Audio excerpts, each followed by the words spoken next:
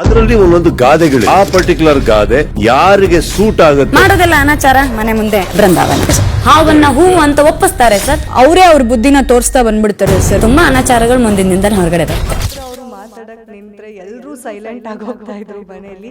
ಅಷ್ಟು ಅಂದ್ರೆ ಭಯ ಇಡ್ಸಿದ್ರ ಕಂಟೆಸ್ಟೆಂಟ್ಸ್. ಸಹಜ, ನನಗದು ಸಹಜ. ಅವ್ರಿಗೆಲ್ಲ ಎಲ್ಲ ಒಂದ್ ರೀತಿ ಕಿರಿಕಿರಿ ಅನ್ಸೋದು, ಅದು ಅವ್ರಿಗೆ ಹೊಸದಾಗಿ ಕಾಣಿಸುತ್ತೋ, ಹಾಗಾಗಿ ಭಯ ಹೊಟ್ಟಿರ್ಬೋದು. ಮಾತಿನ ಮಿತಿಗಳು ಮೀರ್ತಾ ಹೋಗ್ತಾ ಇದ್ದಾರೆ. ಮೊದಲ ಸರಿ ಇಲ್ಲ. ಸುದೀಪ್ ಸರ್ ಕೂಡ ಚೈತ್ರಕ್ಕ ಅನ್ನೋರು ನಿಮ್ಮನ್ನ ಅವ್ರು ಕರೆಯೋ ರೀತಿನಲ್ಲಿ, ಆ ಟೋನಲ್ಲಿ ಏನೋ ಒಂದು ಪ್ರೀತಿ ಕಾಣಿಸ್ತಿತ್ತು ನನಗೆ. ಹೊರಗಡೆ ಕೂಡ ಚೈತ್ರ ಡ್ರಾಮಾ ಮಾಡ್ತಾರೆ, ಮನೆ ಒಳಗಡೆ ಕೂಡ ಡ್ರಾಮಾ ಮಾಡ್ತಾರೆ. ನಾನು ಹಂಗೆ ಇರೋದು, ಯಾಕಂದ್ರೆ ನನ್ನ ಕ್ಯಾಮರಾ ಇದೆ ಅನ್ನೋದನ್ನ ನಾನು 2 ವಾರಕ್ಕೆ ಮರ್ತ್ಬಿಟ್ಟಿದ್ದೆ. ಅಲ್ಲಿ ಮೊದಲು ಮಾತಾಡದೆ ಬಾಯಿ ಮುಚ್ಕೊಂಡಿದ್ದಿದ್ರೆ ನಾನು ಅಲ್ಲಿ ಇನ್ನೇನ ಮಾತಾಡಿ ಚೇಂಜ್ ಮಾಡ್ತಿದ್ದೆ. ಸಿಕ್ಕಾಪಟ್ಟೆ ಟ್ರಾಲ್ ಆದ್ರೆ ನಿಮ್ದೊಂದು ಜಗದೀಶ್ ಅವ್ರ ಹಿಂಗೆ ಗುರಾಯಿಸ್ಕೊಂಡು ನೋಡ್ತಾ ಇದ್ದಂತ ಆಡಿಯೋ ಅಲ್ಲಿ ಸಾಂಗೇ ಮಾಡ್ಬಿಟ್ಟಿದ್ದಾರೆ. 50-100 ಕೇಸ್ ಹಾಕಿಸ್ಕೊಂತೀನಿ. ಇವ್ರ ಅಪ್ಪಂಗೆ ಹೊಡೆದು ನಾನು ಕೇಸ್ ಹಾಕಿಸ್ಕೊಂಡಿಲ್ಲ. ಯಾವನಾದ್ರೂ ಅಪ್ಪಂಗೆ ಹುಟ್ಟಿದ್ರೆ ನನ್ನ ಕಣ್ಣೆದುರು ಬಂದು ಮಾತಾಡಿ ನನ್ನ ಕೇಸ್ ಬಗ್ಗೆ. ನಾನು ಈ ಟ್ರೋಲ್ಗಳನ್ನ, ಮೀಮ್ಸ್ನ, ಟೀಕೆಗಳನ್ನ, ಟಿಪ್ಪಣಿಗಳನ್ನ ಬದುಕಿನಲ್ಲಿ ಸದಾ ಬಹಳ ಸ್ಪೋರ್ಟಿವ್ ಆಗಿ ತಗೊಂಡಿರೋಳು. ಮಾರ್ಕೆಟ್ ಅಲ್ಲಿ ವ್ಯಾಲ್ಯೂ ಇರೋ ಕುದುರೆಗಳ ಬಗ್ಗೆ ಮಾತ್ರ ಜನ ಮಾತಾಡ್ತಾರೆ ಅಂತ ನಂಬ್ತೀನಿ. ಅದು ಪಾಸಿಟಿವ್ ನೆಗೆಟಿವ್. ನೀವು ಮಾರ್ಕೆಟ್ ಅಲ್ಲಿ ಓಡ್ತಾ ಇದ್ರೆ ಮಾತ್ರ ನಿಮ್ ಬಗ್ಗೆ ಜನ ಮಾತಾಡ್ತಾರೆ. ಇವರು Hindu fire brand, Bigg Boss ಮನೆಯ ಫೈರ್ ಬ್ರ್ಯಾಂಡ್ ಅಂದ್ರೂ ಕೂಡ ತಪ್ಪಾಗಲ್ಲ. ಒಂದೇ ವಾದ ಕೀಳಿದ್ರೆ ಯಾರು ಇವ್ರ ಮುಂದೆ ಗೆಲ್ಲೋದಕ್ಕೆ ಚಾನ್ಸೇ ಇಲ್ಲ ಅಂತ ಕೂಡ ಪ್ರೂವ್ ಮಾಡ್ಕೊಂಡಿದ್ದಾರೆ. ಮಾತಂದರೆ ಮಾತು, ಅದು ಚೈತ್ರಕ್ಕನ ಮಾತು. ಇಡೀ ಬಿಗ್ ಬಾಸ್ ಮನೆಗೆ ಅಷ್ಟೇ ಅಲ್ಲ, ಇಡೀ ಕರ್ನಾಟಕದ ಅಕ್ಕ ಚೈತ್ರಕ್ಕ ಇವತ್ತು ನಮ್ಮ ಜೊತೆಲಿದ್ದಾರೆ. ಹಾಯ್, ನಮಸ್ಕಾರ ಚೈತ್ರ ಅವರೇ. ಬಿಗ್ ಬಾಸ್ ಜರ್ನಿ ಹೇಗಿತ್ತು? ತುಂಬ ಖುಷಿಯಾಗಿದೆ. ತುಂಬ ಒಂದು ಸಂತೃಪ್ತವಾಗಿರುವಂತಹ ಪ್ರಯಾಣ ಅಂತ ನಾನು ಭಾವಿಸ್ತೇನೆ. ಖುಷಿ ಇದೆ. ಏಳು ಬೀಳುಗಳ ನಡುವೆ ಕೊನೆಗೆ ಒಂದು ಸಂತಸದ ಸುದ್ದಿ, ಒಂದು ಗೆಲುವಿನ ರೂಪವನ್ನು ತಗೊಂಡು ಹೊರಗಡೆ ಬಂದಿರೋದು ಖುಷಿ ಇದೆ. ಈಗ ಸಕ್ಸಸ್ಫುಲಿ 100 ದಿನ ಕಂಪ್ಲೀಟ್ ಮಾಡಿದ್ದೀರಾ, ಸೆಂಚುರಿ ಬಾರಿಸಿದ್ದೀರಾ. ಹೇಗಿತ್ತು ಅನುಭವ? ಅಂದರೆ ಮನೇಲಿ ಒಂದಷ್ಟು ಏಳು ಬೀಳುಗಳು ಇತ್ತು, ಸಿಹಿ ಕಹಿ ಎಲ್ಲ ಇತ್ತು. ಅದೆಲ್ಲನ ದಾಟಿ 100 ದಿನಗಳ ಕಾಲ ಕಂಪ್ಲೀಟ್ ಮಾಡಿದ್ದು ಎಷ್ಟು ಖುಷಿ ಇದೆ? ತುಂಬ ಖುಷಿ. ಅಂದರೆ ನಾನು ಅಷ್ಟು ದಿನ ಇರ್ತೀನಿ ಅಂತ ಅಂದ್ಕೊಂಡಿರಲಿಲ್ಲ. ಹಾಗಾಗಿ ಎಲ್ಲೋ ಒಂದು ಕಡೆ ಅದು 100 ದಿನ ಪೂರ್ಣಗೊಳಿಸಿ ಅದರಿಂದ ಆಚೆಗೆ ನಿಲ್ಲೋದಿದೆ ಅಲ್ಲ, ಮತ್ತು ಅಷ್ಟೆಲ್ಲ ಏಳು ಬೀಳುಗಳ ನಡುವೆ ನಿಲ್ಲೋದು, ಮತ್ತು ಯಾರ ಜೊತೆಗೂ ಸೇರದೆ, ಯಾರ ಗುಂಪಿಗೂ ಸೇರದೆ, ಯಾರದ್ದೋ ಒಬ್ಬರದ ನೆರಳಿನ ಅವಶ್ಯಕತೆಯನ್ನು ಇಲ್ಲದೇನೆ ಆಟ ಆಡ್ಕೊಂಡು ಬರೋದು ಆ ಮನೆಯಲ್ಲಿ ಬಹಳ ಕಷ್ಟ. ನನಗೆ ಒಂದು ಸಮಾಧಾನ ಇದೆ, ಯಾರ ನೆರಳಿನ ಅಡಿಯಲ್ಲೂ ನಿಲ್ಲದೇನೆ 100 ದಿನವನ್ನು ನನ್ನೊಬ್ಬಳ ಆಟವಾಗಿ ಏಳು ಬೀಳಿನ ದಾರಿಯಲ್ಲಿ ಒಂದು ರೀತಿ ಕಲ್ಲು ಮುಳ್ಳಿನ ಹಾದಿಯನ್ನು ದಾಟ್ಕೊಂಡು ಬಂದಿದ್ದೇನೆ. ಜೊತೆಗೆ ಬರ್ತಾ ಒಂದು ಉತ್ತಮ ತಗೊಂಡು ಎಲ್ಲರ ಅಪವಾದಗಳನ್ನು ಸುಳ್ಳಾಗಿಸಿ ಬಂದಿದ್ದೇನೆ ಅನ್ನೋ ಖುಷಿ ಇದೆ. ಈಗ ಚೈತ್ರ ಅವರು ಮಾತಾಡಕ್ಕೆ ನಿಂತರೆ ಎಲ್ಲರೂ ಸೈಲೆಂಟ್ ಆಗಿ ಹೋಗ್ತಾ ಇದ್ರು ಮನೆಯಲ್ಲಿ. ಅಷ್ಟು ಅಂದರೆ ಭಯ ಇಡ್ಸಿದ್ರ ಕಂಟೆಸ್ಟೆಂಟ್ಸ್ಗೆ ನೀವೆಲ್ಲ ಅಂತ? ಇಲ್ಲ, ಖಂಡಿತ ಹಾಗೇನಿಲ್ಲ. ನಾನು ಸಾಮಾನ್ಯವಾಗೂ ಹಾಗೇನೆ, ಯಾರಾದರೂ ವಾದ ಕೇಳಿದ್ರೆ ಪ್ರತಿವಾದ ಮಾಡ್ತಾ ಹೋಗ್ತೀನಿ. ಸೊ ಅದು ಸಹಜ, ನನಗದು ಸಹಜ. ಅವ್ರಿಗೆಲ್ಲ ಎಲ್ಲ ಒಂದು ರೀತಿಲಿ ಕಿರಿಕಿರಿ ಅನಿಸೋದು. ಇನ್ನು ಕೆಲವರು ಜಗಳಕ್ಕೆ ಅಂತ ನಿಂತಾಗ ನನ್ನ ವಾದವನ್ನು ಗಟ್ಟಿಯಾಗಿ ಮಾಡ್ತಿದ್ದೆ. ಸೊ ಅದು ಅವ್ರಿಗೆ ಹೊಸದಾಗಿ ಕಾಣಿಸಿತ್ತು, ಹಾಗಾಗಿ ಭಯ ಹುಟ್ಟಿರ್ಬೋದು. ಲಾಸ್ಟಲ್ಲಿ ನೀವು ಅಂದರೆ ಬಿಗ್ ಬಾಸ್ ಮನೆಯಿಂದ ಹೊರಗಡೆ ಬರಬೇಕಾದ್ರೂ ಕೂಡ ಕಂಟೆಸ್ಟೆಂಟ್ಸ್ ಕೇಳ್ತೀರಾ, ಇನ್ನು ಮುಂದೆ ನೀವು ನನ್ನ ಹತ್ರ ಮಾತಾಡಬೇಕಂದ್ರೂ ನಾನು ಸಿಗೋದಿಲ್ಲ, ನನ್ನ ಕಿರಿಕಿರಿ ಇರೋದಿಲ್ಲ ಅಂತ ತುಂಬ ಎಮೋಷ್ನಲ್ ಆಗ್ತೀರಾ. ಅಂದರೆ ಆ ಮೊಮೆಂಟ್ ಅಷ್ಟು ಎಮೋಷ್ನಲ್ ಮಾಡಿಸಿತ್ತು ಕೂಡ ನಿಮ್ಮನ್ನು. ಮನೆಯಲ್ಲಿ ತುಂಬ ಕಮ್ಮಿ ನೀವು ಎಮೋಷ್ನಲ್ ಆಗಿದ್ದು. ಹೇಗೆ ಅನ್ನಿಸ್ತು? ಒಂದು ಭಾವನಾತ್ಮಕ ಸಂದರ್ಭ ಅದು. ಯಾಕಂದರೆ 105 ದಿನ ಒಂದು ಮನೆಯಲ್ಲಿ ಜೀವಿಸಿದ್ದೀನಿ. ಯಾರೋ ಪರಿಚಯ ಇಲ್ಲದೆ ಇರೋರು, ಸಂಬಂಧವೇ ಇಲ್ಲದವರು, ಈ ಹಿಂದೆ ಯಾವತ್ತೂ ಭೇಟಿಯಾಗದೇ ಇರುವ ಒಂದು ಜನಗಳ ಗುಂಪಿನೊಳಗೆ ನಾನು ಮೊದಲನೇ ಸಲ ಹೋಗ್ತೀನಿ. ಅದು ನನ್ನ ಪ್ರಪಂಚ ಅಲ್ಲ. ಅವ್ರು ಹೇಗೆ ಬದುಕ್ತಾರೆ ಅನ್ನೋ ಅವ್ರ ಜೀವನ ಶೈಲಿ ಬಗ್ಗೆ ಗೊತ್ತಿಲ್ಲ, ಏನೂ ಗೊತ್ತಿಲ್ಲ. ಅಲ್ಲಿರೋರ್ಗೆ ಯಾರಿಗೂ ನಾನು ಯಾರು ಅನ್ನೋ ಪರಿಚಯ ಇಲ್ಲ, ಒಂದು ವೈಯಕ್ತಿಕ ಬಾಂಧವ್ಯ ಇಲ್ಲ. ಅದೆಲ್ಲದರಿಂದ ಆಚೆಗೆ 105 ದಿನ ಅವರೆಲ್ಲರ ಜೊತೆಗೆ ಒಂದು ಸಂಬಂಧ ಕಟ್ಕೊಳ್ತೀನಿ. ಯಾವ ಬಾಂಧವ್ಯವನ್ನು ಆಟಕ್ಕೆ ಅಂಟಿಸಿಕೊಳ್ಳದೆ ಅದರಿಂದ ಆಚೆಗೆ ಸಂಬಂಧವನ್ನು ಹಾಗೆ ಕಾಪಾಡ್ಕೊಂಡು ಬಂದು ಚೈತ್ರ ಆಗಿ ಹೋಗಿ ಎಲ್ಲರ ಬಾಯಲ್ಲಿ, ನನಗಿಂತ ವಯಸ್ಸಿನಲ್ಲಿ ದೊಡ್ಡವರ ಬಾಯಲ್ಲೂ ಚೈತ್ರ ಅಕ್ಕ ಅಂತ ಕರೆಸ್ಕೊಂಡು ಅದೇ ಅಕ್ಕನ ಭಾವದಿಂದ ಆ ಮನೆಯಿಂದ ಹೊರಗಡೆ ಬಂದಿರೋದಿದೆಯಲ್ಲ, ಅದೊಂದು ಬಹಳ ಖುಷಿ. ಅದನ್ನು ತುಂಬ ಭಾವನಾತ್ಮಕವಾಗಿ ಯಾವಾಗಲೂ ಮಾತಾಡ್ತಾಳೆ ಕಿರಿಕಿರಿ ಮಾಡ್ತಾಳೆ ಅಂತ ಅನ್ನಿಸ್ಕೊಂಡವರು ಹೊರಗಡೆ ಬರುವಾಗ ಹೇಳಿದ್ರು, ಇಲ್ಲ ನಾಳೆಯಿಂದ ಮನೆ ಸೈಲೆಂಟ್ ಆಗುತ್ತೆ ಅಂತ. ಸುದೀಪ್ ಸರ್ ಕೂಡ ಹೇಳಿದ್ರು, ನಾಳೆಯಿಂದ ನಿಮ್ಮ ಪ್ರೆಸೆನ್ಸ್ನ ಬೆಲೆ ಗೊತ್ತಾಗುತ್ತೆ ಅನ್ನೋದನ್ನು ಹೇಳ್ತಾರೆ.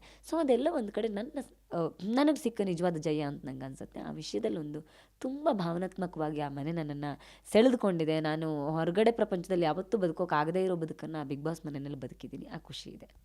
ಈವನ್ ಸುದೀಪ್ ಸರ್ ಕೂಡ ಚೈತ್ರಕ್ಕ ಅನ್ನೋರು ನಿಮ್ಮನ್ನ. ಆಗ ನಿಮಗೆ ಹೇಗೆ ಫೀಲ್ ಆಗ್ತಿತ್ತು? ಒಂದು ನಗ್ತಾ ಇದ್ರಿ ನೀವು, ಮನಸ್ಫೂರ್ತಿಯಾಗಿ ನಗ್ತಾ ಇದ್ರಿ ಚೈತ್ರಕ್ಕ ಅಂದಾಗ, ಅದ್ರ ಬಗ್ಗೆ ಹೇಳಿ. ಅವ್ನು ತುಂಬ ಖುಷಿ. ಮೊದಲೇ 2 ವಾರ ಚೈತ್ರ ಅವರೇ ಅಂತಲೇ ಕರಿತಿದ್ರು. ಸೊ ಎಷ್ಟೇ ಸುದೀಪ್ ಸರ್ ನನಗೆ ಬೈಲಿ, ಕ್ಲಾಸ್ ತೊಗೊಳ್ಳಿ, ಏನೇ ಮಾಡಲಿ, ಸೊ ಅದ್ರಿಂದ ಆಚೆ ಚೈತ್ರಕ್ಕ ಅಂತಲೇ ಕರಿತಿದ್ರು. ಮತ್ತು ಎಲ್ಲದಕ್ಕೂ ನನ್ನನ್ನಂತೂ ಖಂಡಿತ ಎಳಿತಿದ್ರು. ಏನೋ ಒಂಥರ ಖುಷಿ ಅಂದರೆ ಈ ಹೊಟ್ಟೆಲಿ ಚಿಟ್ಟೆ ಬಿಟ್ಟಂಗೆ ಆಗೋ ಒಂದು ಖುಷಿ ಇದೆಯಲ್ಲ, ಆ ಥರ ಆಗೋದು. ಬೇರೆ ಕಂಟೆಸ್ಟೆಂಟ್ಸ್ ಹೇಳೋರು ನೋಡಿ, ನಾವೆಲ್ಲ ಕೇಳಿದ್ರೂ ಕರೆಯಲ್ಲ ಸುದೀಪ್ ಸರ್ ಅಂತಲೇ ಕರೀತಾರೆ. ಒಂದ್ಸಲ ರಜತ್ ಅವ್ರು ಬುಜ್ಜಿ ಅಂತ ಕರೀರಿ ಸರ್ ಅಂತ ರಿಕ್ವೆಸ್ಟ್ ಮಾಡ್ತಾರೆ, ಆದರೂ ಸುದೀಪ್ ಸರ್ ಕರೆಯಲ್ಲ. ನಾನು ಸರ್ ಮೇಡಮ್ ಅದನ್ನು ಮಾತ್ರ ಕರಿತೀನಿ, ಎಲ್ಲರನ್ನೂ ಬಿಟ್ಟು ಬೇರೆ ಯಾರನ್ನೂ ಕರೆಯಲ್ಲ, ಹಾಗೆ ಬೇರೆ ಏನನ್ನು ಬೇಕಂತೂ ಕರೆಯಲ್ಲ ಅಂತ ಅಷ್ಟು ಸ್ಪಷ್ಟವಾಗಿ ಹೇಳೋ ಸುದೀಪ್ ಸರು. ನನ್ನ ವಿಷಯಕ್ಕೆ ಬಂದಾಗ ಚೈತ್ರಕ್ಕ ಅಂತ ಕರೆಯುವಾಗ ಅವ್ರು ಕರೆಯೋ ರೀತಿನಲ್ಲಿ, ಆ ಟೋನಲ್ಲಿ ಏನೋ ಒಂದು ಪ್ರೀತಿ ಕಾಣಿಸ್ತಿತ್ತು ನನಗೆ, ಏನೋ ಒಂದು ಖುಷಿ ಇರ್ತಿತ್ತು. ಅವರು ತುಂಬ ತಮಾಷೆಯಾಗಿ ಕರೆಯುತ್ತಿದ್ದು ಒಂದು ವಿಶೇಷವಾದ ಭಾವನೆ, ಅದು ಪದಗಳಲ್ಲಿ ಹೇಳೋಕ್ಕಾಗದೇ ಇರುವಂಥ ಖುಷಿ ಅದು. ಸದಾ ಬೈತಾ ಇದ್ದಂತಹ ಸುದೀಪ್ ಸರ್ ಕೂಡ ಲಾಸ್ಟಲ್ಲಿ ನಿಮಗೆ ವೆಲ್ ಪ್ಲೇಡ್ ಚೈತ್ರ ಅಂತ ಹೇಳ್ತಾರೆ. ಆ ಮೊಮೆಂಟ್ ಹೆಂಗಿತ್ತು? ಅಂದರೆ ಯಾವಾಗಲೂ ಬೈಸ್ಕೊಂಡು ಅಭ್ಯಾಸ ಆಗಿತ್ತು ನಿಮಗೆ, ಲಾಸ್ಟಲ್ಲಿ ಇನ್ನೇನು ಮುಗೀತು ನನ್ನ ಜರ್ನಿ ಬಿಗ್ ಬಾಸ್ ಜೊತೆ ಅಂದಾಗ ವೆಲ್ ಪ್ಲೇಡ್ ಅಂತಾರೆ. ಆವಾಗ ಹೆಂಗೆ ಅನಿಸ್ತು ನಿಮಗೆ? ಒಂದು ತುಂಬ ಖುಷಿ. ನಮ್ಮ ಸ್ಕೂಲಲ್ಲಿ ಲಾಸ್ಟ್ ಬೆಂಚ್ ಸ್ಟೂಡೆಂಟ್ಸ್ಗಳಿಗೆ ವರ್ಷ ಇಡೀ ಟೀಚರ್ಸ್ಗಳು ಬೈತಾ ಇರ್ತಾರೆ, ಆದರೆ ಲಾಸ್ಟಿಗೆ ಅವ್ರು 90 ಸ್ಕೋರ್ ಮಾಡಿದವಾಗ ಟೀಚರ್ಸ್ಗಳು ಹೊಗಳ್ತಾರಲ್ಲ, ಆವಾಗ ಖುಷಿ ಇದೆಯಲ್ಲ, ಅದೊಂಥರ ಆ ಥರದ ಭಾವನೆ ನನಗೆ. ಸುದೀಪ್ ಸರಲ್ಲಿ ನಿಂತು ವೆಲ್ ಪ್ಲೇಡ್ ಅಂತ ಹೇಳಿದ್ದು, ಮತ್ತು ಅವರು ಕಳಿಸೋವಾಗ ನನ್ನನ್ನು ಕಣ್ಣುರಿಸಿ ಕಳಿಸಿದ್ದು ಎಲ್ಲ ಒಂದು ರೀತಿ ನನಗೆ ಬಿಗ್ ಬಾಸ್ ಮನೆ ಒಂದು ತವರು ಮನೆ. ಒಬ್ಬ ತಂದೆ ಮಗಳನ್ನು ಕಳಿಸಿಕೊಟ್ಟ ಒಂದು ತವರಿಂದ ಕಳಿಸಿಕೊಡುವ ಭಾವ ಹೇಗಿರುತ್ತೆ, ಆ ರೀತಿ ಕಣ್ಣುರಿಸಿ ಕಳಿಸಿದ್ದು ನಿಜವಾಗ್ಲೂ ಅದು ನನ್ನ ಬದುಕಿನ ಅತ್ಯಮೂಲ್ಯ ಕ್ಷಣಗಳಲ್ಲಿ ಅದು ಸುವರ್ಣಾಕ್ಷರದಲ್ಲಿ ಬರೆದಿಡಬಹುದಾದ ಕ್ಷಣ ಅಂತ ನಾನು ಭಾವಿಸ್ತೇನೆ. ಹಾಗೆ ನೀವು ಬಿಗ್ ಬಾಸ್ ಮನೆಗೆ ಹೋಗಬೇಕಾದ್ರೆ ಕೂಡ ಯೋಚನೆಯಲ್ಲೇ ಹೋದ್ರಿ, ಅಂದರೆ ನೀವು ಸಾಕಷ್ಟು ವೇದಿಕೆಗಳಲ್ಲಿ ಹೇಳ್ಕೊಂಡಿದ್ದೀರಾ ನನಗೆ ಹೋಗಬೇಕು ಅನ್ನೋದು ಇಲ್ಲ ಅಂತ ಬಿಗ್ ಬಾಸಿಗೆ. ಈ ಸಲ ಯಾಕೆ ಚೂಸ್ ಮಾಡಿದ್ರು ಚೈತ್ರ ಅವರು ಅಂತ? ಅಂದರೆ ಈ ಹಿಂದಿನ ಸೀಸನ್ಗೆ ಕರಿಬೇಕು ಅಂತೆಲ್ಲ ಇದ್ದರು ಅನ್ನೋದು ಹೇಳಿದರು, ಬಟ್ ಸಂಪರ್ಕಗಳಾಗಿರಲಿಲ್ಲ ಅನ್ನೋದೆಲ್ಲ ಒಂದಷ್ಟು ಚರ್ಚೆಗಳಾಗಿತ್ತು. ಕರೆದಿರೋ ವ್ಯಕ್ತಿಯು ಬಹಳ ಮುಖ್ಯ. ನನಗೆ ಒಬ್ಬರು ಅಪರಿಚಿತ ಅಜಯ್ ಸಿಂಹ ಅಂತ ಒಬ್ಬರು ಕರೀತಾರೆ, ಫೋನ್ ಮಾಡ್ತಾರೆ. ನಾನು ಯಾರೋ ನಮ್ಮ ಕಾರ್ಯಕರ್ತರು, ಯಾರೋ ನನ್ನ ಭಾಷಣ ನೋಡಿರೋ ಅಭಿಮಾನಿ ಅಂತ ಅಂದ್ಕೊಂಡು ಮಾತಾಡ್ತೀನಿ.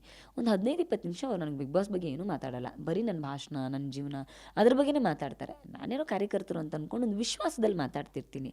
ಅವರು ಸಿದ್ಧಾಂತ ಎಲ್ಲದ್ರ ಬಗ್ಗೆ ಮಾತಾಡಿದಾಗ ಒಂದು ಸಹಜವಾದ ವಿಶ್ವಾಸ ಬೆಳೆಯುತ್ತೆ. 15-20 ನಿಮಿಷ ಆದಮೇಲೆ ಅವ್ರು ಹೇಳ್ತಾರೆ ನಾನು ಬಿಗ್ ಬಾಸಿಂದ ಫೋನ್ ಮಾಡ್ತಿದ್ದೀನಿ ಅಂತ. ಸೊ ಆವಾಗ ನನಗೆ ಆ ವಿಶ್ವಾಸ ಬೆಳೆದಿತ್ತು. ಅದು ಅವರಲ್ಲದೆ ಬೇರೆ ಯಾರು ಫೋನ್ ಮಾಡಿದ್ರು ಬಿಗ್ ಬಾಸಿಂದ ಅಂತ ಫಸ್ಟಿಗೆ ಏನಾದರೂ ಫೋನ್ ಮಾಡಿದ್ರೆ ಟಪಕ್ಕಂತ ಕಟ್ ಮಾಡ್ತಿದ್ದೆ ಏನೋ ಫೋನ್ನ. ಬಟ್ ಅವರ ವಿಶ್ವಾಸಕ್ಕೆ ನಾನು ಬೆಲೆ ಕೊಡಲೇಬೇಕಾಗುತ್ತೆ. ಹಾಗೆ ಮಾತಾಡ್ತಾರೆ. ಅದಾದ ನಂತರ ಅಷ್ಟೊತ್ತಿಗೆ ದೇವರಿಂದ ಹೂವು ಬೀಳುತ್ತೆ, ಅದೆಲ್ಲೋ ಒಂದು ಕಡೆ ಸಿಂಕ್ ಆಗುತ್ತೆ ಎರಡೂ ಸಂದರ್ಭಗಳು. ಸೊ ಅದೇನೋ ಒಂದು ವಿಶೇಷ ಇರಬಹುದು ಅನ್ನೋ ಕಾರಣಕ್ಕೆ ಅದನ್ನು ನಾನು ಒಪ್ಕೊಳ್ತೇನೆ. ನಾನು ಅದಕ್ಕೆ ಅಜಯ್ ಸಿಂಹ ಅವ್ರಿಗೆ ಯಾವಾಗಲೂ ಧನ್ಯವಾದ ಹೇಳ್ತೇನೆ. ಜೊತೆಗೆ ಅವರು ಯಶವಂತ್ ಸರ್ ಅಂತಿದ್ದಾರೆ, ಅವರು ನನ್ನ ಜೊತೆಗೆ ಮಾತಾಡಿದ ರೀತಿ, ಅವ್ರು ನನಗೆ ಕೊಟ್ಟ ಸ್ಪಷ್ಟನೆಗಳು, ಬಿಗ್ ಬಾಸ್ ಅಂದರೆ ಹೀಗಿರುತ್ತೆ, ಹೀಗಲ್ಲ, ನೀವು ಈ ಗೊಂದಲದಲ್ಲಿ ಇರಬೇಡಿ ಅನ್ನುವ ಒಂದಷ್ಟು ಕ್ಲಾರಿಫಿಕೇಷನ್ಸ್ ಕೊಡ್ತಾರಲ್ಲ, ಆ ಸ್ಪಷ್ಟನೆಗಳು ಭಾಳ ಖುಷಿಯಾಗುತ್ತೆ. ಬರೋವಾಗ ಒಂದು ತಂಡ ಅದು ಜೊತೆಗೆ ನಿಂತು ಮಾಡೋ ಕೊಡುವಂಥ ಕ್ಲಾರಿಟಿಗಳು ಸರಿಯಪ್ಪ ಹೋಗ್ಬೋದು ಅನ್ನೋ ಧೈರ್ಯ ಕೊಡುತ್ತೆ. ಸೊ ಹಾಗಾಗಿ ಅವರಿಬ್ಬರು ಭಾಳ ವಿಶೇಷ ಆಗ್ತಾರೆ ನನ್ನ ಈ ಜರ್ನಿಯಲ್ಲಿ. ಈಗ ಬಿಗ್ ಬಾಸ್ ಮನೆಗೆ ಸೆಲೆಕ್ಟ್ ಆಗಿದ್ದೀರಾ ಅಂತ ಗೊತ್ತಾದಾಗ ನಿಮ್ಮ ಅಮ್ಮ ಹಾಗೂ ತಂಗಿಯವ್ರ ರಿಯಾಕ್ಷನ್ ಹೇಗಿತ್ತು? ಅವ್ರು ಬಿಗ್ ಬಾಸ್ ಮನೆ ಕೂಡ ಬಂದಿದ್ದರು, ಮನೆ ಇವಾಗ ತುಂಬ ಪ್ರಶಾಂತವಾಗಿದೆ ಅಂತ ಕೂಡ ನಿಮ್ಮ ತಂಗಿ ಕಾಲು ಎಳಿತಿದ್ರು. ಈಗ ಮತ್ತೆ ವಾಪಸ್ ಎಲ್ಲ ರೀತಿಯಾದಂಥ ಮಾತು ಇನ್ನು ಮನೇಲಿ ಕೇಳುತ್ತೆ, ಸೌಂಡ್ ಅಂತೂ ಫಿಕ್ಸು. ಏನು ಹೇಳ್ತೀರಾ? ಇಲ್ಲ, ಅಂದರೆ ಅವರಿಬ್ಬರು ತುಂಬ ನೋಡ್ತಿದ್ರು. ನಮ್ಮ ಅಮ್ಮಂಗೆ ತುಂಬ ಇಷ್ಟದ ಶೋ ಬಿಗ್ ಬಾಸ್, ನಾನು ನೋಡ್ತಿರ್ಲಿಲ್ಲ. ಸೊ ಹಾಗಾಗಿ ಅವ್ರು ತುಂಬ ಇಷ್ಟ. ಅಂದರೆ ನಾನು ಹೇಳಿರಲಿಲ್ಲ, ಮೊದಲಿಗೆ ನಾನು ಏನೂ ಹೇಳಿರಲಿಲ್ಲ, ಪ್ರೋಟೋಕಾಲ್ಸ್ ಇತ್ತು ಹೇಳಬಾರ್ದು ಅನ್ನೋದು, ಮತ್ತು ನಾನು ನೋಡೋಣ ಅನ್ನೋ ಥರ ಇದ್ದಿದ್ದ ಕಾರಣಕ್ಕೆ ಹೇಳಿರಲಿಲ್ಲ. ಇನ್ನೇನು ಮೀಟಿ ಶೂಟಿಂಗಿಗೆ 2 ದಿನ ಇದೆ ಅನ್ನೋವಾಗ ಅಮ್ಮಂಗೆ ಹೇಳಿದ್ದೆ, ನಾನು ಅಮ್ಮಂಗೆ ಮತ್ತು ತಂಗಿಗೆ ಹೇಳಿದ್ದೆ. ತುಂಬ ಖುಷಿಪಟ್ಟರು, ಆಶ್ಚರ್ಯಪಟ್ಟರು. ಅವ್ರ ಮುಖದಲ್ಲಿ ಆ ಸಂಭ್ರಮ ಗೊತ್ತಾಗ್ತಿತ್ತು, ಏನೋ ಒಂದು ಖುಷಿ ಇದೆ ಅನ್ನೋ ಸಂಭ್ರಮ ಗೊತ್ತಾಗ್ತಿತ್ತು. ಸೊ ಅದೇ ಬಹಳ ಮುಖ್ಯವಾಗಿರೋ ಕಾರಣ ಅನ್ಸುತ್ತೆ ನಾನು ಇಷ್ಟು ದಿನ ಆ ಮನೆಯಲ್ಲಿ ಇರೋದಕ್ಕೆ. ಆ ವಿಷಯದಲ್ಲಿ ಖುಷಿ ಇದೆ. ಹಾಗೆ ಸಾಕಷ್ಟು ಜನ ನೀವು ಬಿಗ್ ಬಾಸ್ ಮನೆಗೆ ಹೋದಾಗ ಮನೆಯಿಂದ ಅಂದರೆ ಒಂದಷ್ಟು 2-3 ವಾರಗಳಾದಮೇಲೆ ಬಂದಿರುವಂತಹ ಮಾತುಗಳು, ಹೊರಗಡೆ ಕೂಡ ಚೈತ್ರ ಡ್ರಾಮಾ ಮಾಡ್ತಾರೆ, ಮನೆ ಒಳಗಡೆ ಕೂಡ ಡ್ರಾಮಾ ಮಾಡ್ತಾರೆ ಅನ್ನೋ ಮಾತುಗಳು ಕೂಡ ಕೇಳಿಬಂತು. ಅಂದರೆ ಕಮೆಂಟ್ಗಳು ಮಾಡೋದಕ್ಕೆ ಸ್ಟಾರ್ಟ್ ಮಾಡಿದ್ರು. ಇದ್ರ ಬಗ್ಗೆ ಏನು ಹೇಳ್ತೀರಾ? ಇಲ್ಲ ನಿಜವಾಗ್ಲೂ ನೀವು ಹಿಂಗೆ ಇರೋದಾ? ನಾನು ಹಾಗೆ ಇರೋದು. ಯಾಕಂದರೆ ನನ್ನ ಕ್ಯಾಮರಾ ಇದೆ ಅನ್ನೋದನ್ನು ನಾನು 2 ವಾರಕ್ಕೆ ಮರ್ತುಬಿಟ್ಟಿದ್ದೆ. ಅಲ್ಲಿ ಎಲ್ಲರೂ ಅದನ್ನೇ ಹೇಳ್ತಿದ್ರು. ನಾನು ಕ್ಯಾಮರಾ ಇದೆ ಅನ್ನೋದನ್ನ ನೆನಪಿಸ್ಕೊಂಡಿದ್ದೆ. ನಾನು ಚೈತ್ರ ಕುಂದಾಪುರ ಅನ್ನೋದು ನಾನು ಯಾವಾಗಲೂ ಕಾನ್ಷಿಯಸ್ ಬರ್ತಿತ್ತು. ಆವಾಗ ಎಲ್ಲೂ ಚಿಕ್ಕ ಮಕ್ಳ ಥರ ಆಡೋದು, ಮತ್ತೊಂದು ಮಾಡೋದು ಏನೂ ಮಾಡ್ತಿರ್ಲಿಲ್ಲ. ಅಳ್ತಿರ್ಲಿಲ್ಲ, ನಗೋದು ನಗ್ತಿರ್ಲಿಲ್ಲ, ಏನೂ ಮಾಡ್ತಿರ್ಲಿಲ್ಲ. ನನಗೆ ಯಾವತ್ತೂ ಡ್ರಾಮಾ ಮಾಡಬೇಕು ಅಂತ ಅನಿಸಿಲ್ಲ. ನನ್ನ ಆರೋಗ್ಯ ಸ್ಥಿತಿಗಳು ಹಾಗೇನೇ ಇರೋದು. ಒಬ್ಬೊಬ್ಬರ ದೇಹ ಪ್ರಕೃತಿ ಒಂದೊಂದು ಥರ ಇರುತ್ತೆ. ಒಬ್ಬೊಬ್ರಿಗೆ ಒಂದೊಂದು ಆಹಾರ ಪದ್ಧತಿ ಇರುತ್ತೆ, ಒಬ್ಬೊಬ್ರಿಗೆ ಒಂದೊಂದು ವೆದರ್ ಆಗುತ್ತೆ. ನನಗೆ ಬೆಂಗಳೂರು ವೆದರ್ ಯಾವತ್ತೂ ಆಗ್ತಿರ್ಲಿಲ್ಲ. ಯಾಕಂದರೆ ನಾವು ಕರಾವಳಿಯವರು, ತುಂಬ ಬಿಸಿಲೂರಿಂದ ಬಂದಿರೋರು. ಅಲ್ಲಿನ ಆಹಾರ ಪದ್ಧತಿಗಳು, ಅಲ್ಲಿನ ವೆದರು, ಅಲ್ಲಿನ ಬಿಸಿಲು, ಇಲ್ಲಿಗೆ ಬಂದ ತಕ್ಷಣಕ್ಕೆ ಸಡನ್ನಾಗಿ ಹೊಂದ್ಕೊಳ್ಳೋದು, ಮತ್ತು ನನಗೊಂದಷ್ಟು ಸಹಜವಾಗಿರೋ ಹೆಣ್ಮಕ್ಳಿಗಿರೋ PCOD ಆ ಥರದ ಸಮಸ್ಯೆಗಳೆಲ್ಲ ಇರೋ ಕಾರಣಕ್ಕೆ ಅದು ಇನ್ನೊಬ್ರಿಗೆ ನಾನು ಎಕ್ಸ್ಪ್ಲೇನ್ ಮಾಡ್ತಾ ಕೂತ್ಕೊಳ್ಳೋದಕ್ಕಾಗೋದಿಲ್ಲ ನನ್ನ ಸಮಸ್ಯೆ ಏನು ಅನ್ನೋದನ್ನು. ಸೊ ಹಾಗಾಗಿ ಭಾಳ ಜನಕ್ಕೆ ಅರ್ಥ ಆಗ್ತಿರ್ಲಿಲ್ಲ. ಹೊರಗಡೆ ಸರಿ ಕಾಣಿಸ್ತೇವೆ ಅಂದ ತಕ್ಷಣಕ್ಕೆ ಒಳಗಡೆ ನೋವಿರೋದಿಲ್ಲ ಅಂತಿಲ್ಲ. ಎಲ್ಲರಿಗೂ ಆರೋಗ್ಯ ಸಮಸ್ಯೆಗಳಿರುತ್ತೆ, ಅಲ್ಲಿ ಜಾಸ್ತಿ ಆಗ್ತಿತ್ತು ಅಷ್ಟೇ. ಅದು ಡ್ರಾಮಾ ಅಂತ ಕಂಡ್ರೆ ಅದು ಅವ್ರಿಷ್ಟ. ಅದಕ್ಕೆ ತಕ್ಕದಾಗಿರೋ ಬೇಕಾಗಿರೋ ಡಾಕ್ಟರ್ ಸರ್ಟಿಫಿಕೇಟ್ಗೆ ಹೇಳಿ ಏನಿದೆ ಅದನ್ನು ಡಾಕ್ಟ್ರುಗಳು ಕೊಟ್ಟಿದ್ದಾರೆ. ಸುಮ್ಮನೆ ಯಾರೋ ಮೆಡಿಸಿನ್ಸ್ ಕೊಡೋದಿಲ್ಲ. ಸೊ ಅದು ಕೊಟ್ಟಿದ್ದಾರೆ ಅಂತಂದರೆ ಅದು ಕಾರಣ ಇದೆ ಅಂತ ಅರ್ಥ. ಆ ಕಾರಣಕ್ಕೆ ನನಗೆ ಅದ್ರ ಬಗ್ಗೆ ಯಾರೇನಂತಾರೆ ಅನ್ನೋದ್ರ ಬಗ್ಗೆ ನಾನು ತಲೆನೂ ಕೆಡಿಸ್ಕೊಳ್ಳೋದಿಲ್ಲ. ನಂಗೆ ಯಾರ ಸರ್ಟಿಫಿಕೇಟ್ನ ಅವಶ್ಯಕತೆಯೂ ಇಲ್ಲ ಅಂತ. ಗ್ಯಾರಂಟಿ ನ್ಯೂಸ್, ಸುದ್ದಿ ಖಚಿತ, ನ್ಯಾಯ ನಿಶ್ಚಿತ.